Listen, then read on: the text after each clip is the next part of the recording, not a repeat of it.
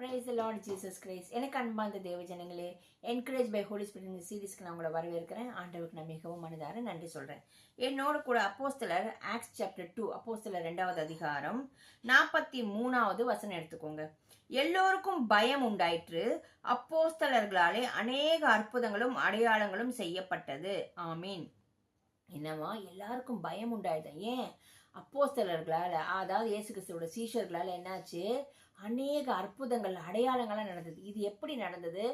ஆவியானவர், நம்ம படிச்சோம் இல்லையா? ஆவியானவர் அவர் மேல வந்து தங்குவாங்க. நம்ம அப்போஸ்தலர் 1வது அதிகாரத்துல 2வது அதிகாரம் பார்ப்போம். சோ இயேசு கிறிஸ்து சொன்னார் இல்லையா, பலத்தின் ஆவியானவர் உங்கள் மீது வந்து இறங்கும் வரைக்கும் நீங்க இந்த இடத்துலயே தங்கி இருங்கங்கடிச்சு. அப்ப அவங்க அந்த இடத்துல தங்கி இருக்கடிச்சு ஆவியானவர் அப்படியே அவங்க மேல வந்து பொழிந்தார் பெந்தெகோஸ்து நாளில், இல்லைங்களா? ஸோ அந்த அனுபவம் அவங்களுக்கு கிடைச்சதுக்கு அப்புறம் அவங்களால சும்மா இருக்க முடியல. அவங்க மூலியமா தேவநாம மகிமைப்படும்படி ஆவியானவர் ஒவ்வொருத்தரையும் கொண்டு அற்புதங்களையும் அடையாளங்களையும் செஞ்சு தேவநாமத்தை மகிமைப்படுத்தினார். ஆமீன். இன்னைக்கு நம்மளை கண்டோம், நம்ம ஜபிக்க போனோம் வந்தோம் ஏனோன்னு இல்லை, நம்மளோட கூட ஆவியானவர் இருக்கணும். நம்ம ஆவியானவரும் உறவாடி கொண்டே இருக்கணும். அந்த உறவாடுதல நம்ம இன்டிமசி லெவல் வளரணும். ஒவ்வொரு விஷயத்துக்கும் ஆவியானவர் உதவிக்கு கூப்பிடுறச்சே அவர் நம்மளை ஆற்றுவார், தேற்றுவார், எல்லா காரியங்களும் குறித்து நம்மளோட பேசுவார். என்னத்தை பேசணும், எப்படி நடக்கணும்னு.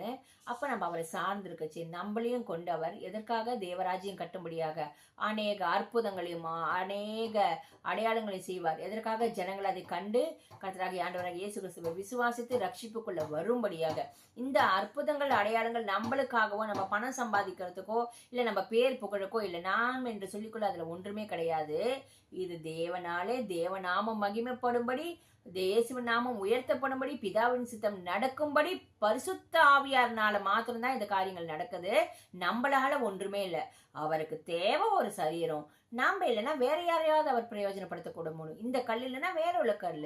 சோ இந்த கல்லை பிரயோஜனப்படுத்துறதுக்கு நம்ம சந்தோஷப்பட்டு, எங்களையும் நீங்க பிரயோஜனப்படுத்துறீங்களேன்னு விட்டு கொடுத்து அவர் சித்தத்துக்கு போகணுமே தவிர, இதன் மூலியமா நம்ம வந்து நம்மள பெருமைக்குரியோ இல்ல நான் ஒரு ஹீரோயின் காமிச்சு ஒரு ஸ்டேஜ் ஷோ கிடையாது இது.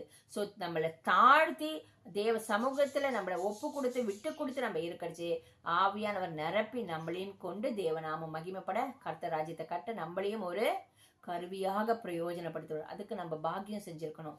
அப்படிப்பட்ட பாக்கியத்தை நம்ம எழுந்துடாதபடிக்கு இன்னைக்கு நீங்க ஏதாவது ஒரு சுய லாபம் கருதி ஏதாவது ஆவியானவர் கொடுத்த வரங்களை வச்சு நீங்க வேற வேற மாதிரி செய்யறீங்கன்னா இன்னைக்கு மனம் திரும்புங்க.